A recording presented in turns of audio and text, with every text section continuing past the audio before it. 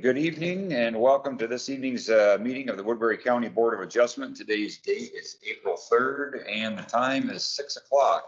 Tonight's meeting will be audio taped and the minutes will be prepared. In respect to all parties, we ask that those present turn off cell phones or set to vibrate. Those in attendance are asked to legibly complete the attendance sheet on the front table. I would like to take a moment to review the procedures that the board will follow tonight. First, the board will handle the normal housekeeping agenda items. Then for each application on the agenda, I will open the public hearing on the item. Planning and zoning staff will then present the staff report, including the staff recommendation. Any letters or other communication received from the public prior to the hearing will be entered into the record. The applicant will then have the opportunity to present his or her case and respond to the staff report. Next, we will hear comments from the public. If you would like to speak either in support of or against the application, you must come to the microphone. Please state your name and address for the record. All interested parties shall be heard, but repetitious comments should be avoided. Repetitious or irrelevant comments may be ruled out of order by the chair. I ask that you remain respectful and courteous with your comments at all times. After all public comments have been heard, the staff and applicant may make a closing statement. The hearing shall then be closed by motion and vote. Thereafter, no further comments from the staff, public, or applicant may be heard unless asked for by the board. The board shall then deliberate the case and may ask questions of the applicant, the staff, or any party offering testimony.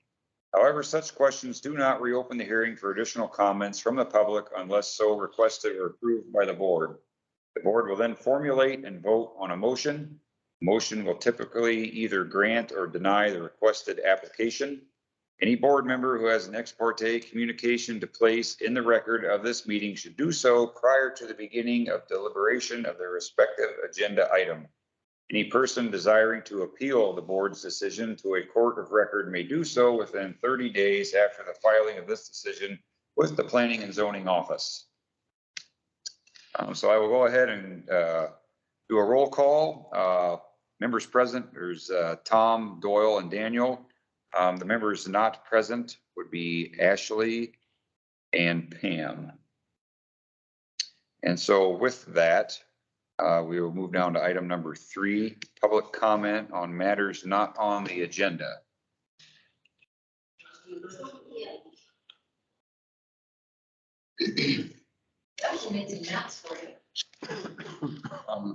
If you're to receive something from the public, we'll need a motion in a second, just like the supervisor. Okay.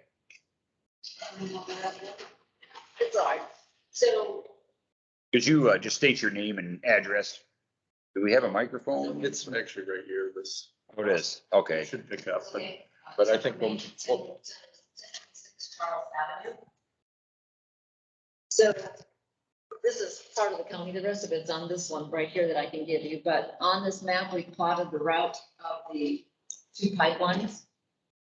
And this is Gail's house and that's my house. We're both on the pipeline.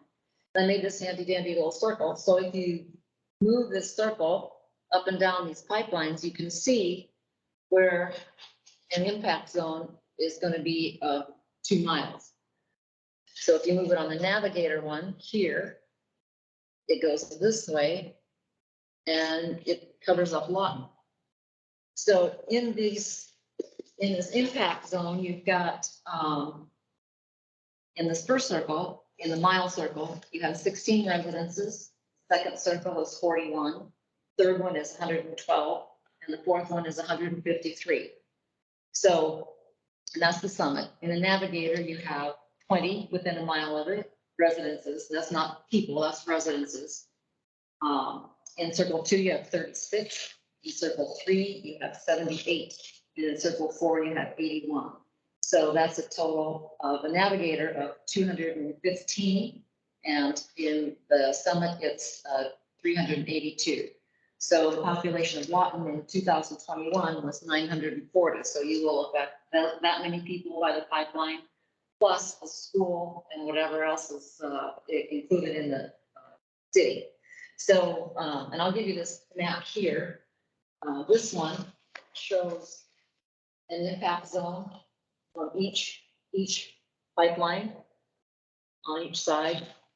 And I want to point out, she's got the pumpkin patch, Highway 20 pointed out on this one. Then also, where these two pipelines go through here, it's 235th Street, and that's exactly where you're gonna place your new interchange, south of town. So I'll give you all these and you can pass those around. I have I make a motion to receive. Do I have a second? Okay, motion to receive, second by Doyle. Okay, is there any discussion on this? Okay, all in favor of receiving, say aye. Aye. Got any questions about the map or anything Tom? showing on here? No? Tom? Tom, do you have, are you okay with the vote? You have we made a motion. We're voting on receiving this. Yep. Okay. Motion passes 3-0.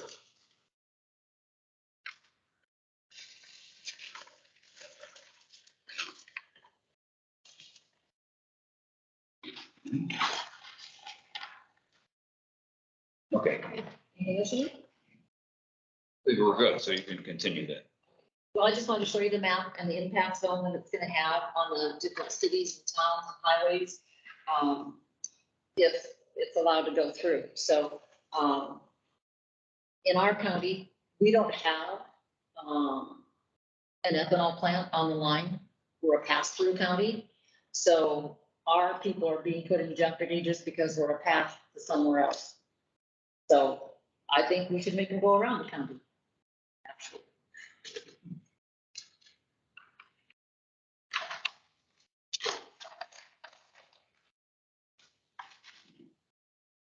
Okay, thank you. Is there any other public comments? Yes. If there's questions about that map, I'm leaving it. One that does all the work on here, and I don't guarantee it's.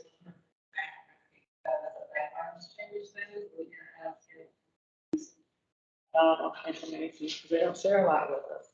There's a corner on there. I'm Gail Pompos, 1848, 130th Street. And I am on the pipeline there. So, on yesterday's front page of the Journal, there's an article titled Buildings for the Future, US 20 project expected to grow the city's east side and assist in long-term developments.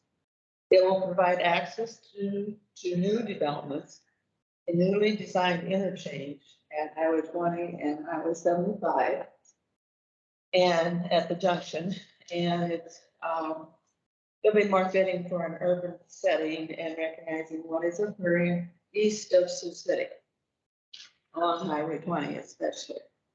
Highway 20 will be a much safer place for development, or will it? We have intruders wanting to cross that area for carbon dioxide pipeline that does nothing good for either the county or the city. We have no ethanol plants in Woodbury County, as Ed mentioned. We do have a number of businesses already along Highway 20 and a pretty densely populated rural area of acreages, livestock farms, cow-calf herders, beef and hog finishing operations. We have some very valuable horses in this area. We have draft horses, and we have some riding and rodeo horses. It's been a lot of money. Take for, the competitions and so forth. Some of these things on the map, you'll notice, come pretty close to Whispering Creek. And I don't know where the county jail is for sure. I know it's an extension of 28th Street, and I think it comes right where I passed if it was extended. Past our farm also on 130th Street. Now, Dan, can you point out where the new jail is going to be exactly? Well, you can hear. I'm gonna go ahead and talk, so I was just cut off. I'm long-winded. We have the same thing going around the east side and the south side of Sergeant Bluff and the west and north sides of Lawton. Growing communities that will be in danger because of the greed of companies that will not benefit any of us are not necessary because there are other better ways of capturing CO2 and actually using it for something worthwhile rather than putting it in the hole in the ground. Which has not been proven to be scientifically helpful.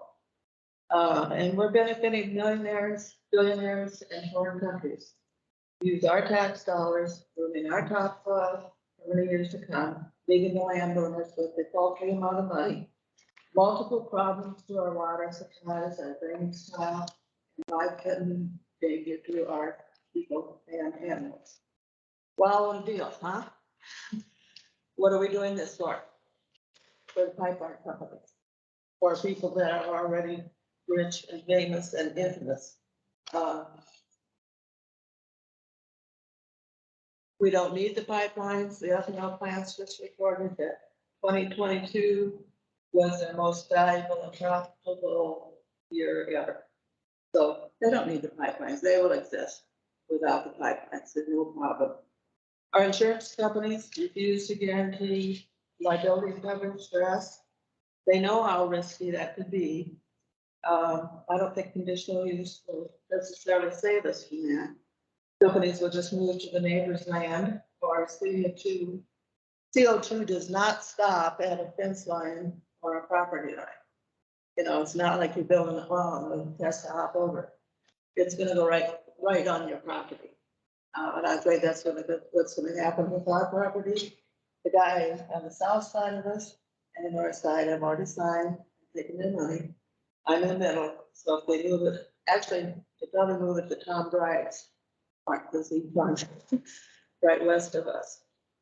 So, when I said he wants to have it, so. Why put all of our eggs in one basket? No other counties in Iowa are using conditional use by ourselves. They are using a combination of ordinances and conditional use. We need a plan, and soon, approved and hearings done by July 1st in order to meet deadlines. The hearings are scheduled right now with the Iowa Utility Board, IUB, for October. We can't wait till January 1st to get that information. We need to be working on it now. So we got it done. We can have the hearings and see how that goes by July 1st. If we're going to control this. We need Woodbury County also to sign up as an intervener at the hearings in October and have legal representatives there from our county. I don't know how well our new attorney is caught up to all this. Whether he's filled in with it or not, or if there's somebody on staff that's keeping track of all this, but we need them to be conscious of what is going on.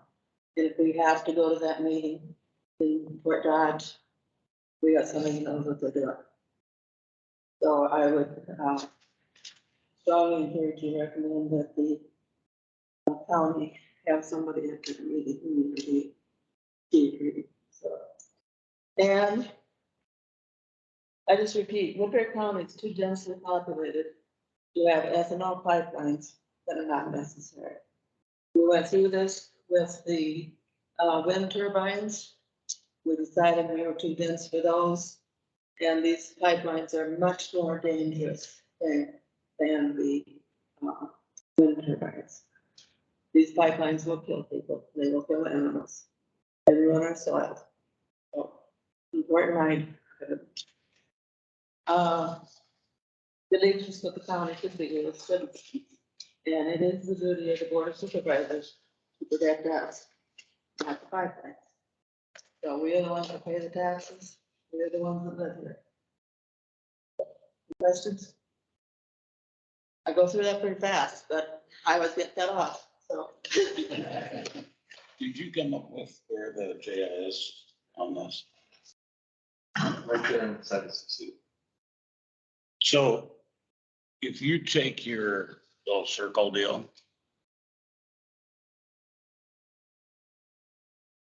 Can you figure out where the jail is on your map there? On 28th Street. Yeah. It's right to our house.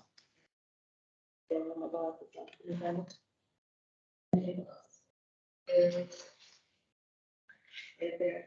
Okay, on your map. If you could find D18 and 130th. Yeah, I think that's up. And just go west. It's right off the bypass. Well, I'm not sure. Is that where it is? Yeah, then? 75 is on the edge of the map here. Yeah. So it's on the western side of 75. It's actually in a whole section. So if you go up this, which one is the black or blue? Black is Summit. red is Navigator. So if you go up that Summit pipeline, the jail would easily be within 2 miles. No. I don't think so. The first mile, or the first circle is a mile across, and you went out by mile. The second circle will be 2 miles out. I mean, I remember it, this is the land. It's directly to the west of it. Okay. Okay, so that gray area on the map is not where the jail will be. I mean, so what's the outside line? That outside circle, that would be 4 miles. That's 4 miles. It's almost touching that when you're taking it clear over east, at least another mile.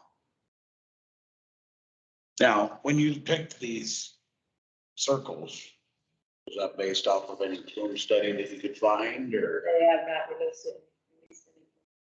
Someone has done a film study, they won't release it. So is that right?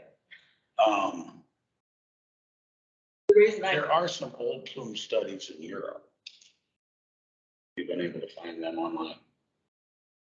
I haven't. I've seen some of the, portraits. They're there, over there, you know, but how far it will reach out. I don't know if we know that or. But I don't think European ones necessarily run the same pressure.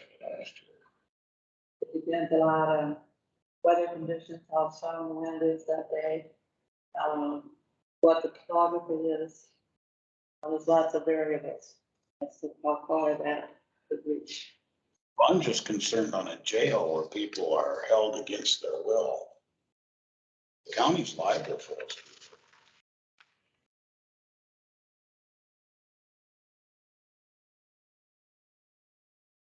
The jail is, I looking at this right, Dan, it would be You've been that way. it's right over here, essentially. Yeah, because this is the Lake County landfill here, You're following the section. So if you go to the interchange, does the interchange show up on there? Or is it in arcs? yeah. You gotta remember, this is pretty close to, once you're in northern Sioux City, you're not too far from the northern border. Right up in here, so. I'm not sure. Are we going? I think it's, so you see, Oh. yeah, it'd be somewhere right over here, this area. Okay, I was farther south than that. So it would theoretically, I think maybe be It would mile be. 5, if it was a ring 5, it would be in that vicinity. Are you on 103rd Street? Well, there are navigator lines that come from Nebraska too. North of town, so we don't have those on there. So do we as a board have the right to ask? This board is the quasi judicial board of interpreting permits. This is not the zoning commission, Right. nor does it make policy. So in these type of meetings, you're free to receive, of course, the public ideas, the public content, et cetera. But the zoning commission and board of supervisors. Supervisors are who direct the zoning commission basically to look at specific aspects. So policies, even the county general plan that I'm bringing to the board tonight is something that is not generated out of this board. This board, you want to think of it as more so the interpreter, the judge, the decider between different positions. So while we're free to take input, take information, of course, from the public, we basically, it's important to not generate or create policy or policy proposals out. Can I add something on the maps? I shaded, the area along both the Navigator and the Summit Road. The whole route is out a mile on each side of the pipelines. So that would be a danger area where people would be in a lot of danger in their lifestyle. So that's the shape. That's a shaded area. So, yeah, I just thought that was helpful. There's such a thing as a zip reaction when a carbon dioxide pipeline opens. It doesn't just open in one spot and fan out. It can open and then go down the line. And open quite a bit. Because it's under so much pressure. You repeat the pressure. It's 2,100, a natural gas. 7,000.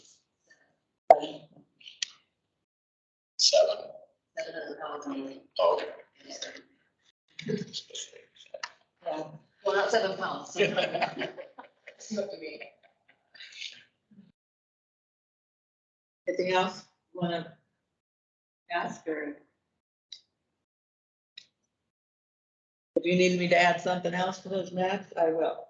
So I drew in a couple places like where the pumpkin patch is, and that would happen on an October afternoon. That would have a rupture. There's, I don't know how many people were over there. In the fall. Somebody said they thought 1,000 maybe. Not sure. You get walking at the school, there's no way you can evacuate the school. In the face of that.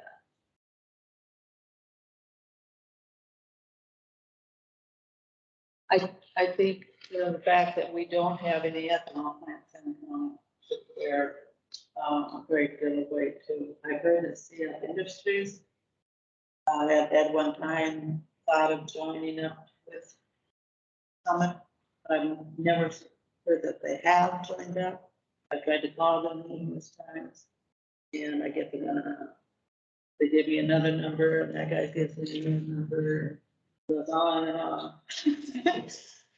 So I never get an answer.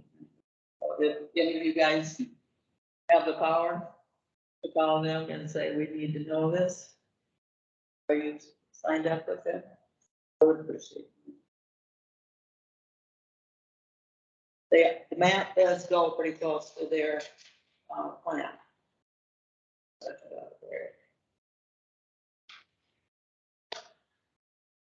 Anything else? Tom, do you or Doyle have anything further? Not. We've received this, so thank you for that presentation. Thank you for listening to us every week. Every month. We've spent a lot of time doing this, so thank you. It's great to listen. Appreciate your time. Thank you. Okay, at this time, I guess we need to move down to item number 4, the approval of the minutes from the January 9th meeting we had here. And just a little point of clarification, if I may. Sure. Anytime that there's 3 members present, any action on the floor has to pass 3-0 if it's to move off the vote. Basically, if it's a 2-1 vote, then items do not pass. So that is for the record. Do we need to read those minutes into the public record from that meeting, Dan? Basically, at this point, there would be a motion and second to approve the minutes. First, we use the digital packet format this time around. Okay. If you feel the minutes are in order, you can entertain a motion. Great. Do we I'll make a motion to approve. Okay, we have a motion by Tom to approve the minutes from the January 9th, 2023 meeting as presented. Do I have a second? I'll second. A second here. Second by Doyle, to approve the minutes from the January 9th meeting. Okay, all in favor, say aye. All opposed, same sign. Any further discussion? Okay, motion passes 3-0 for the approval of the minutes. Okay, item number 5, items of business. And I believe, Dan, I'm going to turn it over to you now. Sure.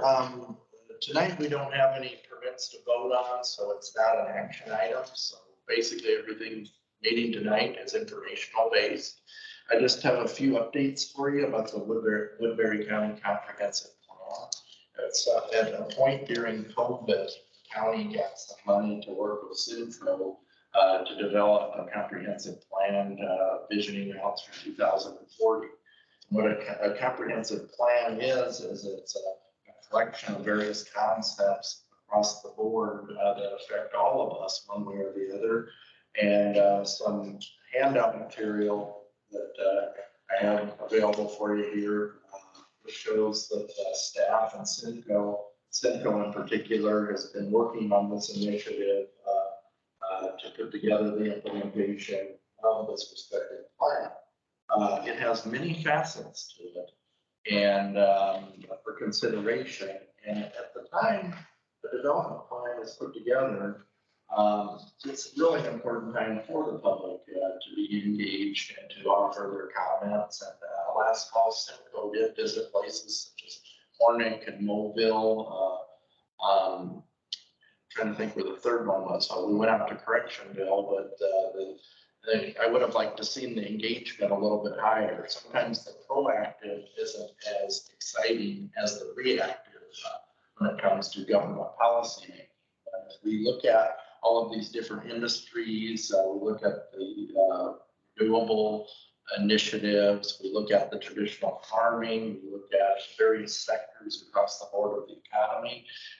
It's an important time of looking at a comprehensive plan to express the type of county you want to be, what type of industries do you want to thrive, what should residential living look like, what should industrial look like.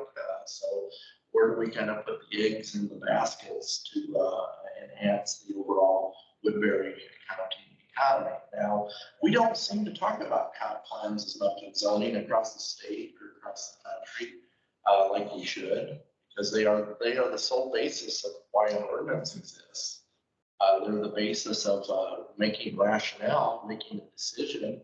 You will find out later on when there's future zoning decisions to be made that staff will cite the comp plan. We do it quite a bit with the zoning commission. We look at splits of land, et cetera, to see what the priorities are. And we have a zoning map, which is the effective map, which means that here's an agricultural district, you do agricultural things in that district.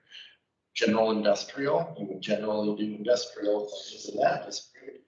Zoning ordinance backs that up with a table of land use by saying what you can and cannot do in those districts. The difference between that zoning map and the comprehensive plans map is comprehensive plan map is just a map of priority. It's not a map of imposing district or imposing something. An example of that would be when they made the area south of town in Sioux City general industrial years ago by a map. It's good, basically farm ground out there. The priority is that it was geared toward industrial, but farming will continue in perpetuity until that use basically cedes, and then somebody else would ultimately take over a parcel down there. That area has been rezoned in 2008, where much of that industrial area west of the interstate has been a priority for the county based on that plan. I'm going to segue into the second item that I have there, but I'm not going to quite get there yet. I'm going to be talking website, but I do want to show you on the new county website, our department, Community and Economic Development Department, we've tried to prioritize content out there so that the public has access to these key tools. That's just absolutely essential to be a one button away on the website from a list of zoning tools that can be useful. And what we have out here are some very key categories here. One in particular is the development plan. It's right there, a click of away. This is our existing one, which is the one we're on right now, planned for 2025. We go down through this respective document and we learn about how they planned back then, and it goes through demographic data based on how Woodbury County is designed. It shows kind of population changes by the townships across the county back in 2005. So even now, this is a very valuable resource for understanding significant characteristics of Woodbury County and kind of keeping in mind the changes that have definitely come about. Public participation is absolutely key to these development plans. This comes down to if you're down in Hornick and somebody approaches you and they talk about a specific facet of farming, a specific type of land use that is not part of it. Once in a while, we hear about tiny homes. Tiny homes are not allowed right now. The minimum dimension is 23 feet by 23 feet to have a living residential based structure. But we know that tiny homes is something that's out there in the overall, they're going across the country kind of talking about these. I've seen some reports where the tiny home areas or resorts in Wisconsin. If somebody were to prioritize or say that needs to be a part of Woodbury County, a development plan would probably need to invest that type of information. So we go down through here. The development plans usually have a vision. The county is all about. We have a vision statement, yes, for Woodbury County here about basically living in peace and harmony and doing well and supporting one another. We're sharing a sense of community, good people live freely without fear or want, where people and businesses prosper, rooting a diverse agricultural-based economy where stewardship of natural resources is a matter of individual community pride and ownership, where the government exists to serve people and to protect public health, safety, and welfare. And we know that public health, safety, and welfare is in the zoning ordinance. It's part of traditional uses. It's part of variances. It's the root of everything we do because when we get down to the founding of the country under a social contract, where we all became together as people governed by one another, this really roots right down to the very beginning of governance here, where we all decided in the social contract that public health, safety, and welfare is a priority, federal all the way down. And so that's language that will very much linger in the whole being of ordinances and general plans. Now, here's where we get to goals and policies. This is the meat of development plans, and much of this will reoccur in the new draft. Where we were concerned about land use, concerned about economic development, agriculture, commercial, industrial business, residential, parks and rec, conservation, environment, facilities, operations, transportation, public safety. Those are key elements to kind of hang the hat on as sort of the wider scope when we narrow in on each and every one of those. And that's really kind of the key on zoning. We think big picture until we narrow it down. Just like conditional uses, when we talk about public safety, you know that's a wide word, but we also know that it can be broken down into manageable criteria. When we get to the land use goal, you'll notice it goes into bullet points. These bullet points are what we grab a lot for justification of zoning-based decisions when interpreting the ordinance. This is what we look at for interpreting conditional use permits. We look at it for interpreting variances. We very much look at it for deciding to rezone a property of the county to a different zoning district. The crop suitability rating, form suitability rating, we use that as a mechanism on a parcel to say, are we really going to transform and move this piece of ag land out of agricultural production and into something else?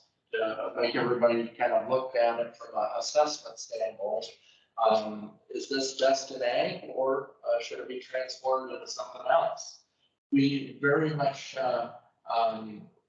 discourage across zoning, spot zoning.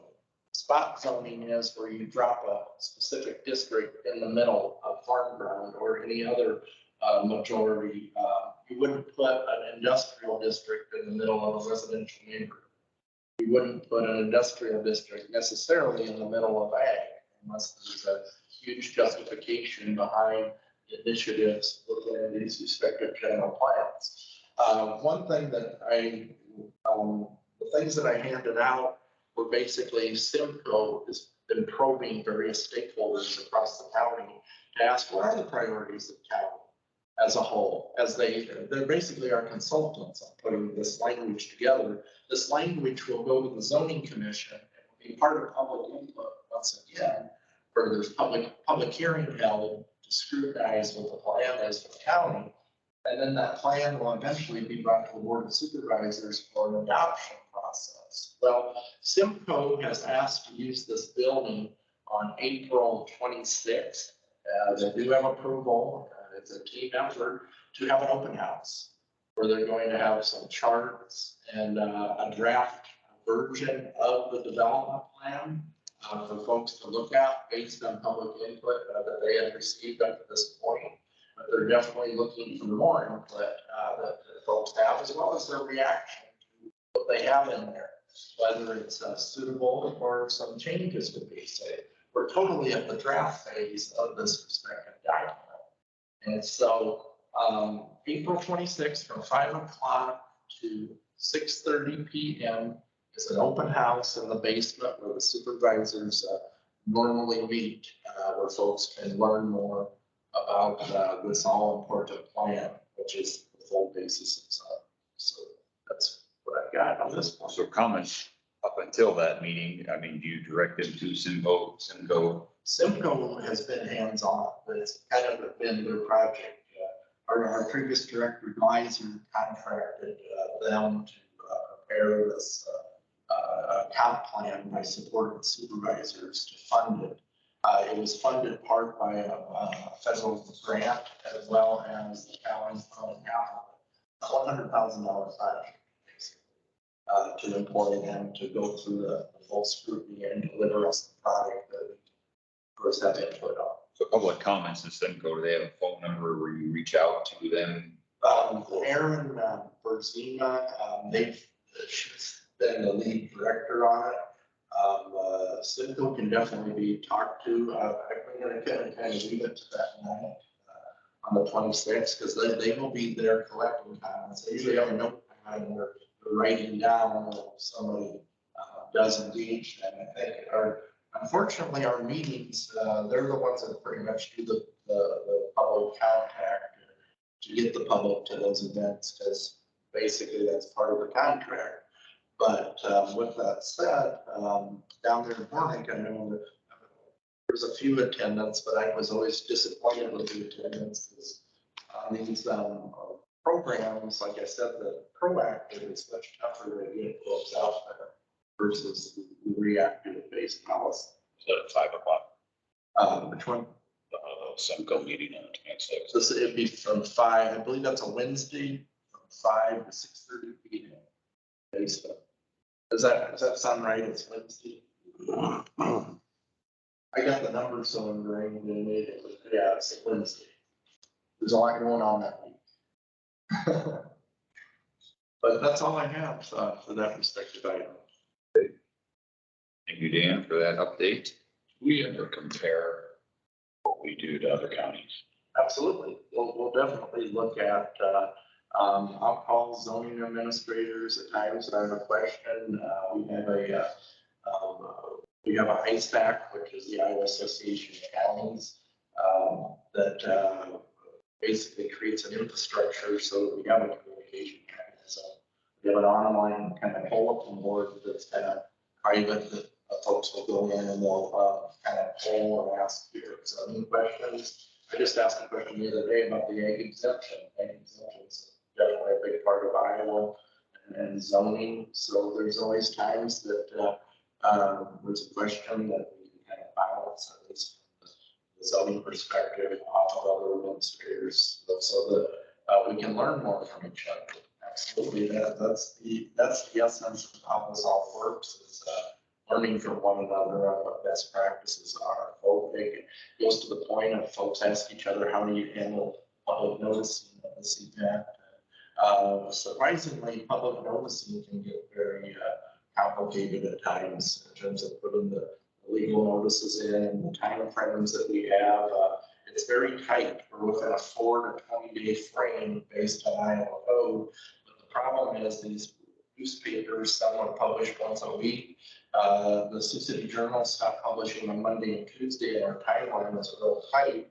I saw they got to the point, the Iowa legislature actually had a bill up there where they toyed with the idea of creating this sort of centralized public notice mechanism because of, I don't know if it's in reaction to the speed of the papers or the speed of the timeline, but the essence is to get the public notified.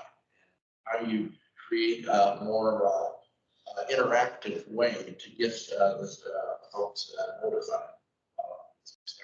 So there's a lot out there where we can all learn from each other.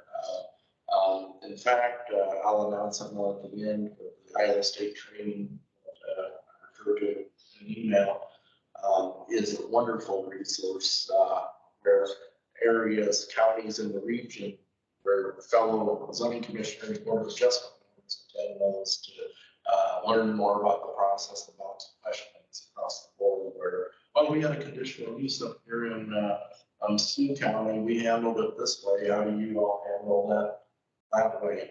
It's always nice to talk about them after, you can talk about them a little bit more after you vote on them. And they've been effective, so you can learn a bit more from that. So. I've traveled a lot, basically I-35 west.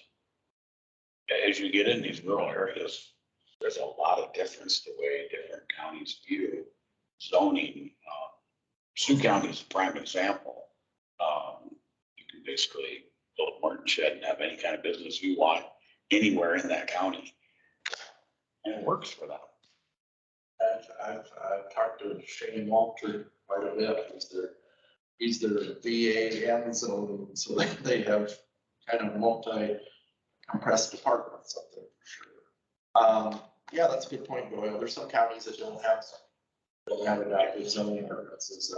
County engineer Nara actually came from a county that did not have zoning, so we had to have much more focus on right of way-based issues of that encroaching the right of way.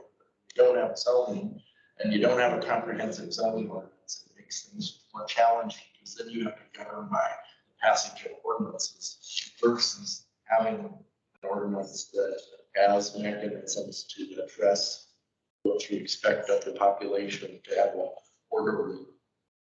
Essentially, every item stands on its own. Yeah, and then by having a comprehensive zoning ordinance, it creates stability for. There's a huge debate where I know that they've said in the zoning community where farmers used to disagree with zoning, but then they reverse and they like zoning. So I'll have a different farmer telling different things. Depends on the perspective. In this comprehensive plan, 2040, I see they refer to development of Lost Hills and such. What defines that? Do they have a map that kind of defines the Lost Hills? I mean, because Woodbury County is a Lost Hill everywhere. Our parent material is lost. Well, the county learned a lot from the previous development plan. I understand that there was some language in there that may have been a little bit more restrictive on the Lost Hills back in 2003, 2004. Public spoke up and it was changed. I pointed that out to Simcoe when they were making this plan. And of course, they collected comments as well. And I expect the development plan to stay very similar to what it is now. So, flexibility on the landowners. Both sides of each. Well, I've talked to geology people and like your Galva, so you don't, it goes all the way into Ida County. Is actually a Loess Hill soil type. And your Mononas and your, basically the whole county. Oh, yes, so yeah, it's our parent material is lost. Yeah. They understand we're significantly ag economy. That's been a big part of their role on going off of that plan and following through on what landowners have said. And you'll find that out. I can't totally speak for them, but I understand that they're being very conscious of the history of the expectations of what Woodbury County residents set up to points across the board. This development plan is really, we gotta have one by state code in order to do lots of different things.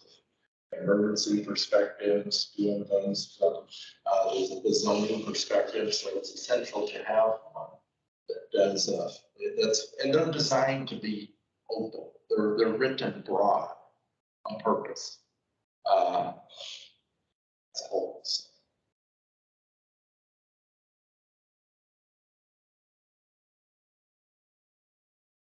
Oh, one thing, I should comment on is future land use map. Got that out there. That's not the zoning map, separate. This was the 2020 priority here. And you'll notice in that handout, they kept it very simple. It's not like a change everything. You'll see the rural residential pretty much follows these areas. And all this is just ag, follows the ag. It kind of followed this area, which my understanding is the Los area in 141 is just kind of open space, recreation stuff, but it's, again, this is just a basis map. A wide scale interpretation. And how that compares with your zoning.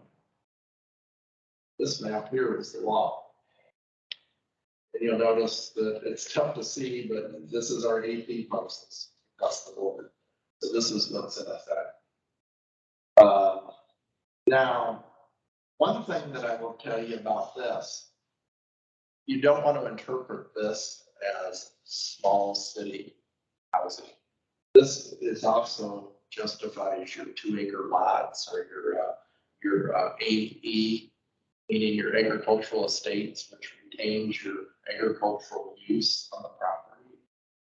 Many folks have built those houses out there on the 2-acre parcels, basically in the AE district. So if somebody does a rezone, rural residential is interpreted as the AE as well. I know that folks get that confused with suburban residential. But all this yellow here can be construed as agricultural estates. Well, to retain the agricultural use. So a 2.5 acre lot. They could be 2-acre lots, but AE could also be 40 acres. It could be larger acres. It just depends on the parcel. There's been folks to, rezone a few, and they look at the use and they're like, well, it's the same use. I may as well just rezone an AE because it's easier with the way the surveys are written and referring to the quarter section in terms of rezoning. But fully, I know you got some AP land. Basically, if yours was over switched over to AE, you would have the same exact use, do the same exact thing. The only thing different with AE is it allows for more density. In other words, in AP, if you're not a farmer, you're only allowed 1 house per quarter section. So there's 2 houses per quarter. So to have more houses show up, you've got to put zoning district order A. More houses. So that's a density control zone. So that's kind of the explanation of the map. There's 2 houses per quarter. 2 houses per quarter, unless you're a farmer. Farmers can have multiple. So the farmers, when we say ag exempt means that zoning ordinance does not apply to them.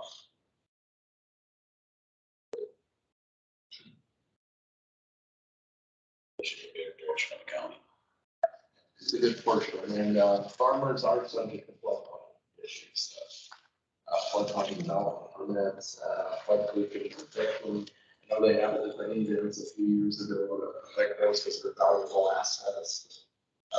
Protected. Did you have any further comment on the Woodbury County, Iowa Gov website? Yes, I do. In fact, I've got a whole presentation.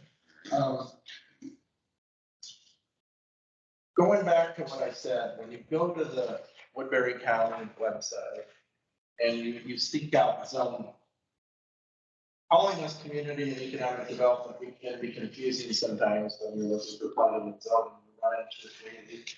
But this department website, as I said before, we want it to be an informational hub The idea is, folks, when they research something, we've ran into it that before you give a phone call or call us, there's a good chance you probably looked up the website first, get the phone number, start talking. If somebody wants to split the land, or they want to build a building, or they want to do this, we want to have some information available at the fingertips so that they kind of know what they're getting into. And so these links up here, we've got notices of confinement feeding operations. If you ever get hog confinement type of master matrix based applications, we'll post those up there.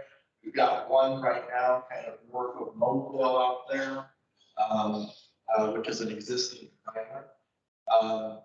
Property search right here leads you out to Beacon, which you're all familiar with searching. But if you go right here to applications, so, we list every application that we offer in the town, building permit. And you can click on that, download the application. Then below it, we offer links to resources to give people more information about the building permits. A notice to applicants, a new document will pop up. Zoning district dimensional standards, that'll tell you the setbacks and how far people have to be from the property lines, et cetera. We expect folks to work with the health department on wells and septics, county engineer on the driveway, Iowa DNR at times. Electrical permit, county doesn't have building codes, so everything's deferred to state level regulation when it comes to your electrical. And zoning ordinance regulations, we actually have the zoning ordinance info in here, which folks can read more about the building permit. And the guide to county living, we put that up there recently. We were having a conversation kind of early on before the meeting started about the effect on thaw this time of year, the effect on rodents. We have that out there as a guide in county living. If somebody were to never live in the rural area before, they go build a house, and they find out they built a house in the summer, and they realize spring has come, winter has come, and it's not the same expectation that they may have experienced on the concrete with some cities. So I'm working with the county engineer Nara, we want that available so that people understand the conditions of the road. We've got our floodplain development information and out here, folks were have a project for the floodplain. The key with the floodplain is that you have to know what the base flood elevation level is on a property, and you have to know what the actual elevation level is. And any structure that's built in the floodplain has to be elevated 1 foot or more above the base flood elevation. DNR entirely calculates that.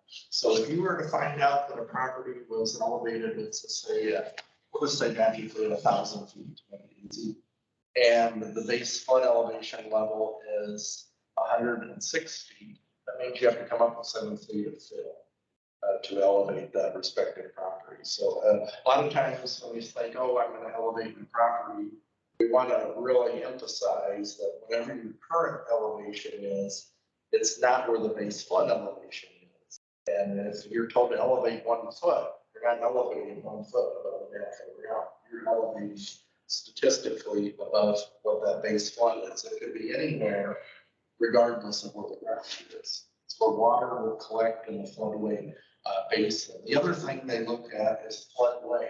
The floodway is the area of the channel and so much outside of the channel where they expect water to run in an intense way. So the floodway is heavily regulated by DNR as well as the federal government, and the counties involved too on the permitting when they'll do a floodway study. So even though somebody may be in a floodplain, they may be in a zone A. You'll see zone A on Beacon.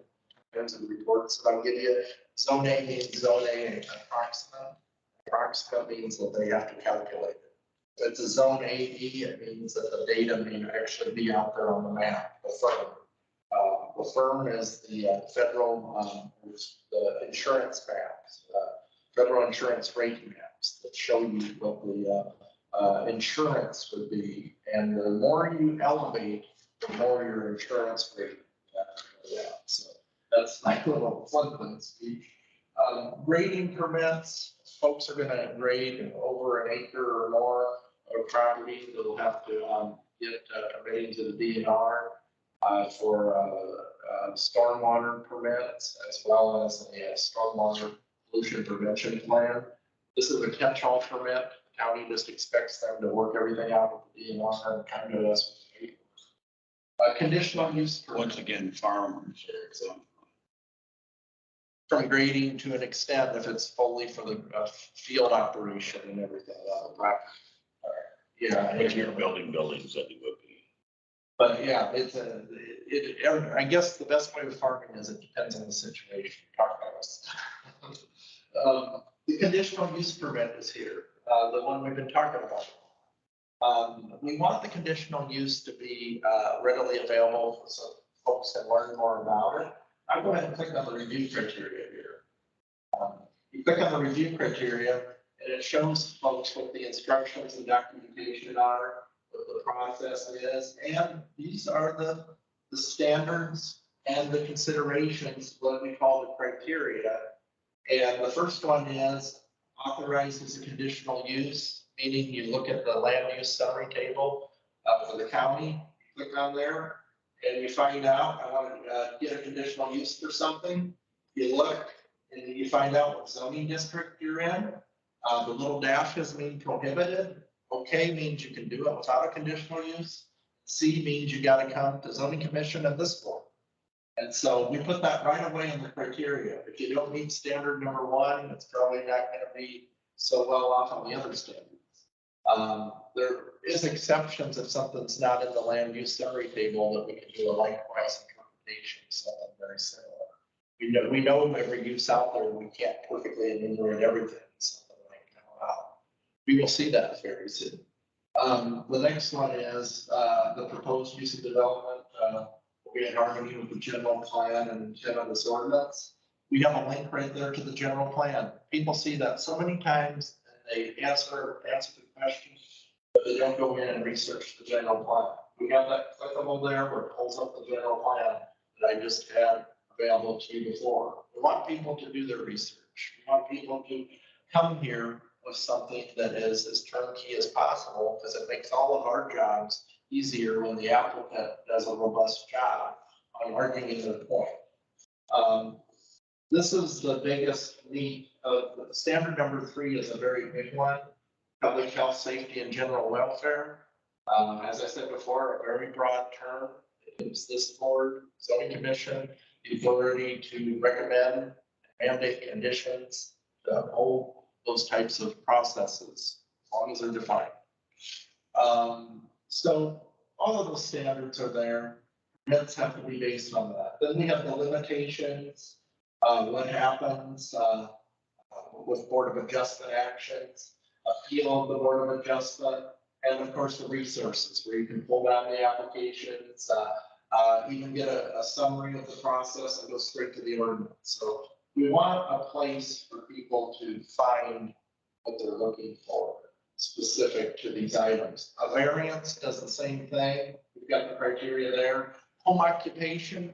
Home occupation is not a permitted situation. Home occupation is you fall within these rules. We don't get involved, but if you grow outside of those rules, you get involved. Minor subdivision, that's the splitting of the land. Major subdivision, getting rural addresses out there. We work with emergency services. Zoning commission and Board of Adjustment membership. We just show folks what the regulations are. We can pull down an application to ask for application to the boards. Letter of map amendment with FEMA, explanation of the ag exempt, claims, and fee schedules, what our prices are. Now I'm gonna go back one and go to ordinances. Under the ordinances, these are the ordinances that we deal with, the zoning ordinance, subdivision ordinance. Of course, the wind ordinance was passed a couple of years ago. We have this out there, and of course, we reference the amendment to the 1 that's put out there as part of that. Then we have the development plan. Land use and zoning. I know I went there before, but this is the place for folks to search for their property, find out what zoning district they're in. They can go down here and find their zoning district, and you click here and we have these handouts available that shows you what agricultural preservation is all about. These are the conditional uses that are possible. These are the allowed uses. We have one of these for each of the zoning districts that pop up, so you can click on there. We also have this a floodplain search button where you can go search a property address and find out if your property is located in the floodplain. Land use regulations. This one here, we just recently put it together. It's based on the other land use summary table, but it's kind of a clickable guide to people in the categories, residential, industrial. So if we've been talking about pipelines, so we go to transportation, you find the word pipeline, you'll find out that pipelines are conditional use permits across the board of every zoning district. And by the way, if we're going to put one in a particular district, you click on the C, and then the conditional use permit requirements also pop up. So the whole goal is to lead everybody to as much information as possible about the regulations in Woodbury County. Floodplain development, kind of what I described before. We have floodplain guidelines listed out here that talk about the base flood elevation, floodplain development resources that we'll point you to. There is a draft floodplain map out there. We have an existing floodplain, but they actually flew over and did 2-foot LiDAR intervals. They have new proposed data, and it looks like the floodplain improves for a lot of people. It's a net effect, means that some may improve, others that may not be as good, but overall, some of the area went out of the floodplain. But this button here is informational and unofficial. We can't make any zoning decisions other than tell people that you're gonna be in the floodplain, you're not gonna be in the floodplain.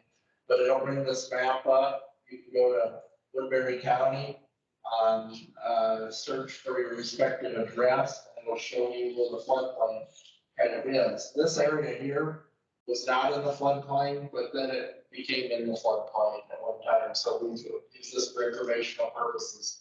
This orange is more of the 500 year. But this area here kind of cleaned up quite a bit with some of these houses down through here. But just want you to be aware that that resource is also available to you. It looks like possibly the summer of 24 is likely when the feds may end up adopting that and allowing us to adopt it as well for a community.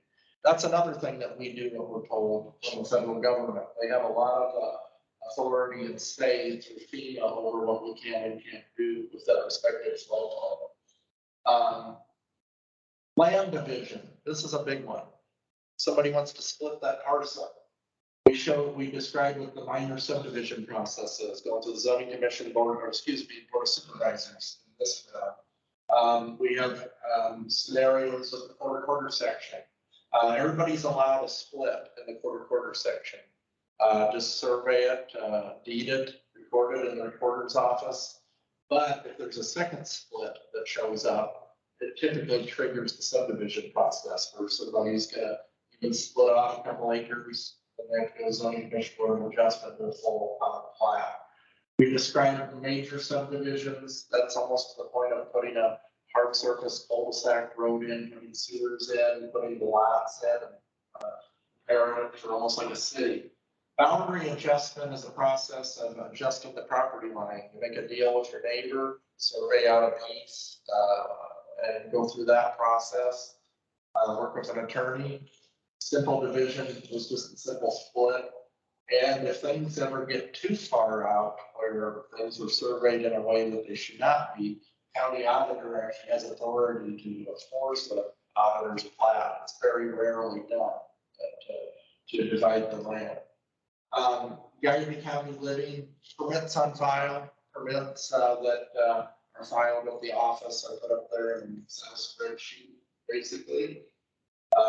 Click on there, a PDF, or excuse me, an Excel will download. Future land use map. We clicked on that before. Of course, Board of Adjustment, Zoning Commission are up there. You can also grab one through the committees button. But this one we're kind of excited about is our RegRi Rural Zoning Informational Place. Last summer, RegRi started in Sergeant Bluff. And we found out with the ordinance that it was very restrictive where you couldn't sell from the, inside the property line on the right of way.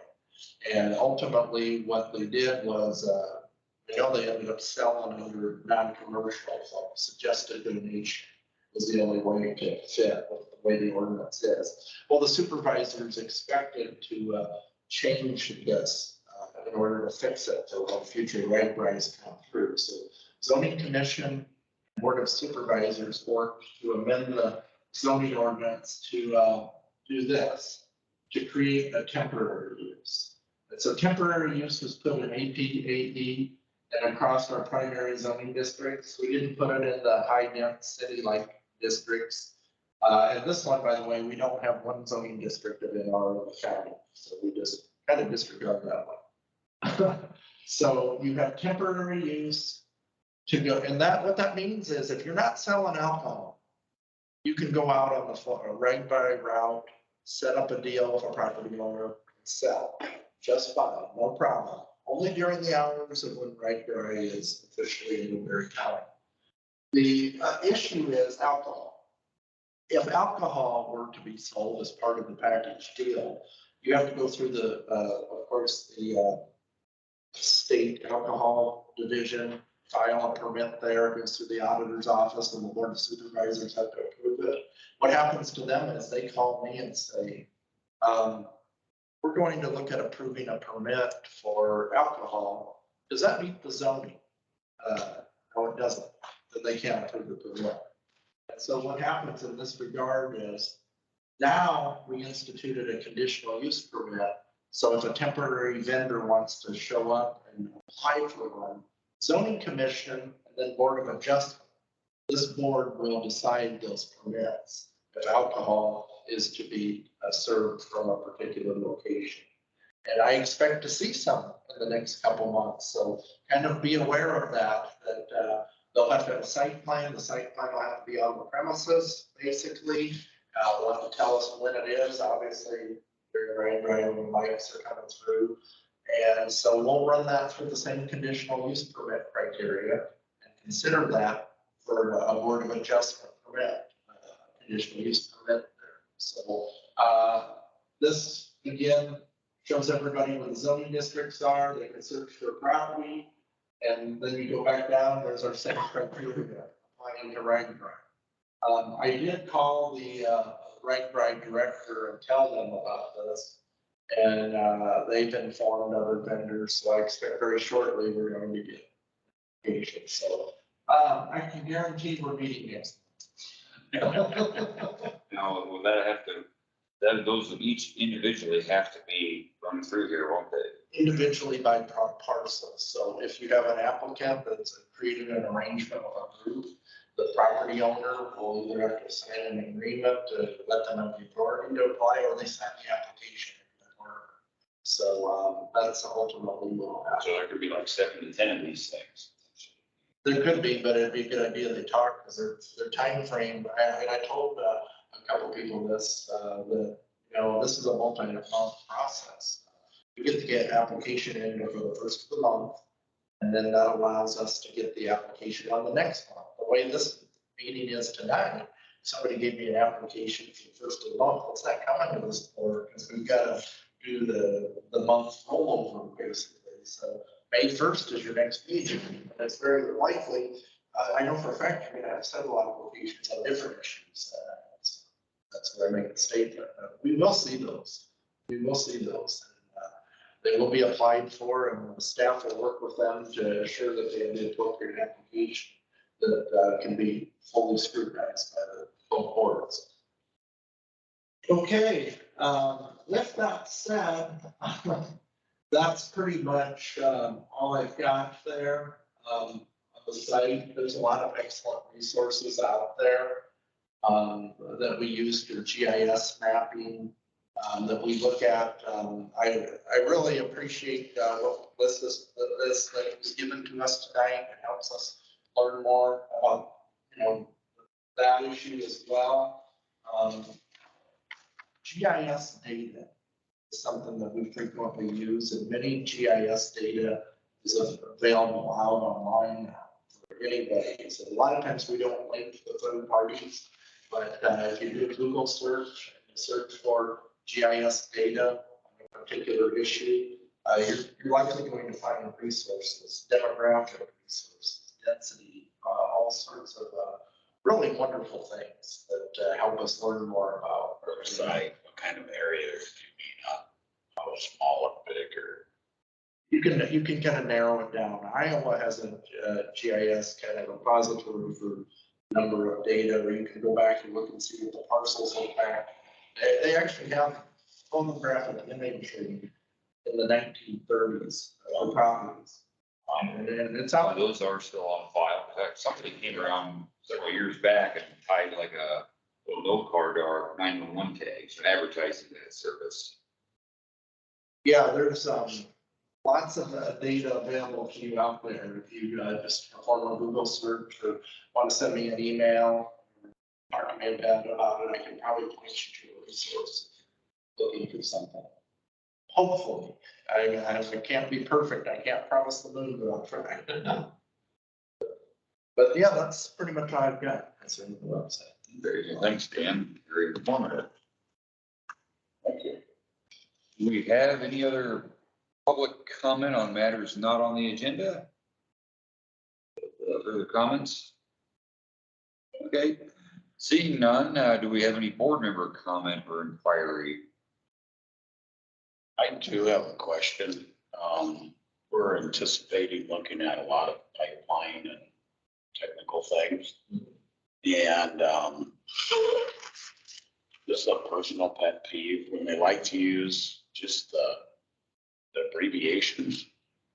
And you're looking at a 5-page document and you gotta go all the way back to page number 1 to remember what that abbreviation means. Well, maybe we can require them to use the actual words.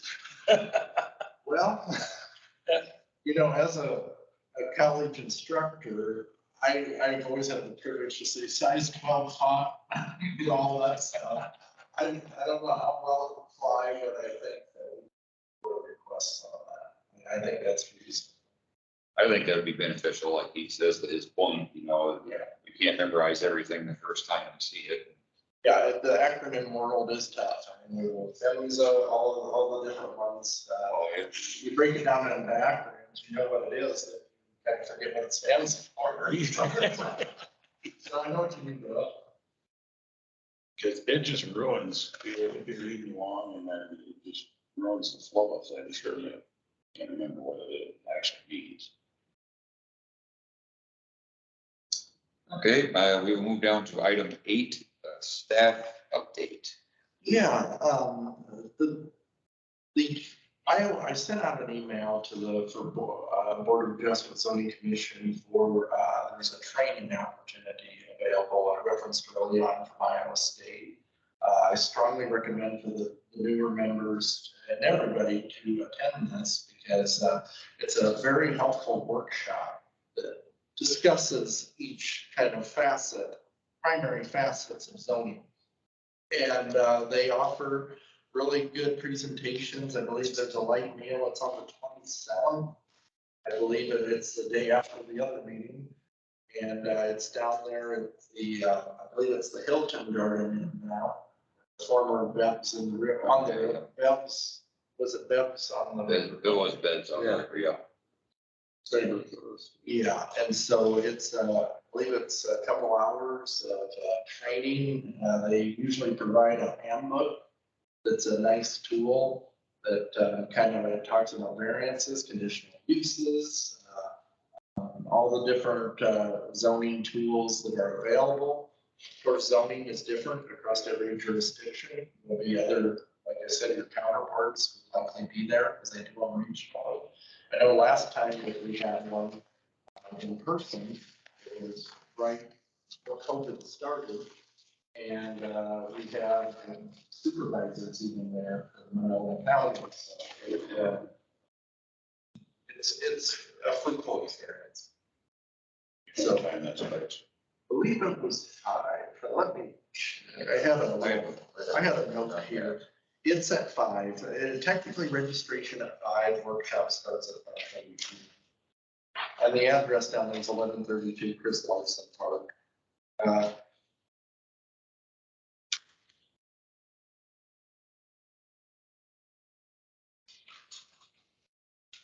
Okay, the other staff update I have is, I don't know if you've had a chance to look at the Board of Supervisors agenda for tomorrow. Supervisor Raddick put an item on there that involves zoning to look at solar a bit.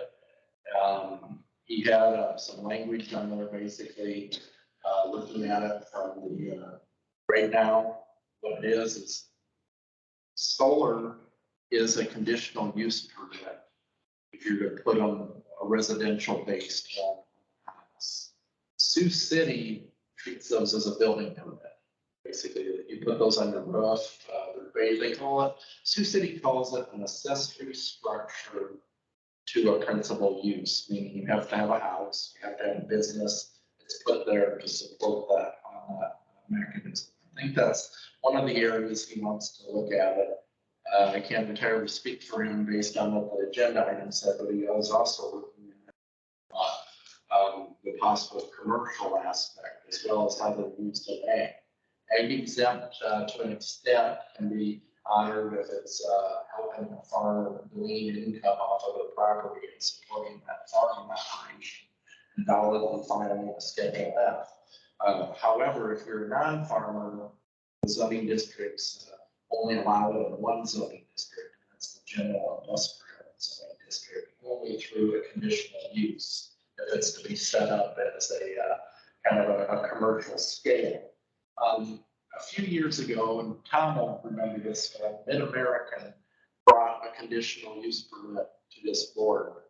And Mid-American went through our process on that conditional use where they had to meet the setbacks of the zoning district, they had to be transparent on what the arrays, what the setup was, what the spacing was. So they scrutinized the project very carefully. And this one's down on the corner down there near the campus on Port Neal Road. It's basically in the corner there. And that one went very well.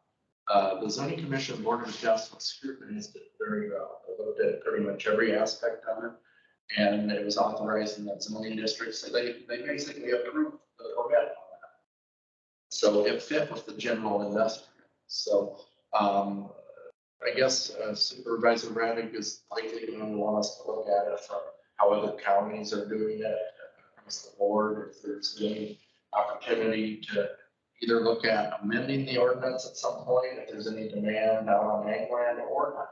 This kind of depends on kind of what the feel is on research, ultimately what to come about. So my interpretation is if he's directing zoning, it will be kind of a zoning commission look through what's kind of best practices across the board.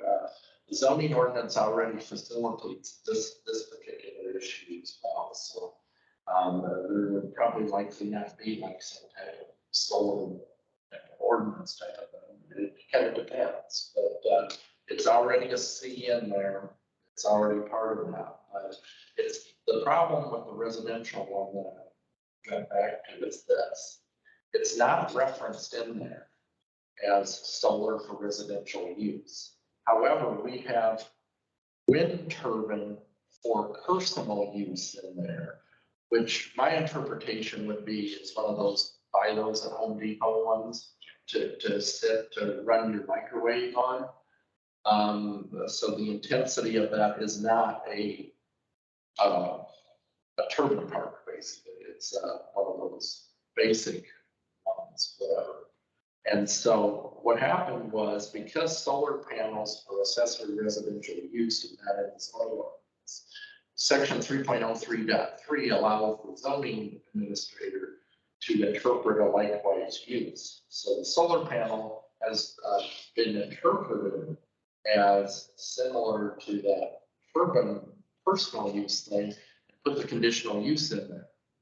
But if Sioux City is not doing that, they're looking at it from the point of, if you just live a house down in your own county, you're gonna have to go through all that extra permitting to put the panel on your house and put it on your tar system. you don't have to do that in some cities. So they kind of want to explore that and look at that. It's kind of rare for the incorporated to be less restrictive than the out in the middle of the farm field. And I'll tell you, one discrepancy to consider for the property owner is this. We run into a situation where we all know headhunters, people that go out there to sell their product. Well, they go out there, solar companies in the county, and sell them a few residential solars. And they'll think, well, I don't really need a permit for that. That's an accessory structure. Well, right now it's being interpreted as conditional use. Now, these solar companies aren't necessarily engaged some of them in the zoning ordinances are, or come to the permit. Several months ago, I had an individual that contacted me and said, yeah, I'm having some solar panels put up. What is the situation? Or no, I'm back in the story. I learned through the company, and then I alert the landowner. And the landowner seemed, real surprised by that, because there's other jurisdictions where, it's all right. We know what assuming is a bad thing, get into that, but I guess the whole point is this individual had nobody really near his property, hardly. He was out in a real rural area, wanted to put a panel up on top of his house, and then when he found out about the permitting, he ended up actually firing the company because he didn't have what they did approach zoning, but in the appropriate way. They ultimately did, it just added a lot of time to this project. And so there is a difference between solar park versus a panel, versus panels to power a house. And that's where Sioux City calls it accessory to the principal structure.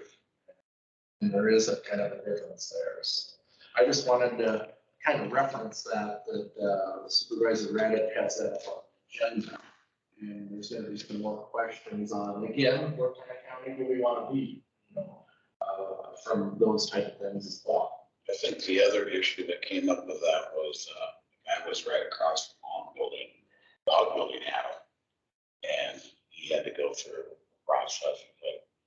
And they're ag exempt, and confinements are classified as ag exempt, basically, across the board, so they can do that to self-power that. But on the other hand, 3 houses down, somewhere else, we had a conditional use permit maybe a year and a half ago in December. You might remember the gentleman that put the panels up on the road. Right. And he went through the biggest struggle from the company going through the paperwork. Because a lot of times they'll expect, the companies, I don't know if they say they'll do it for you or fill it out, but by the time they fill it out, they've got to do a certified abstract of listing. They've got to meet all these different county requirements, do the site plan, put the pressure on them, and they weren't getting the job done in this company. And so it just kind of took a while. So they were on both by putting pressure on each other. I think that may have been a different circumstance. We had one as well when somebody had put those up and they had to come back and get a retroactive conditional use permit. So it depends. And so we'll just kind of leave it at that for now. So just want you to be aware that that's kind of a discussion that we have. That's all.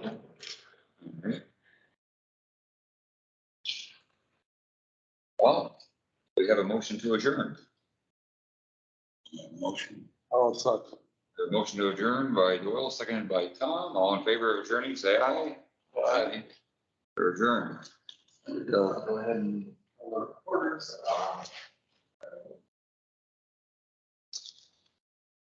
They have to do, what,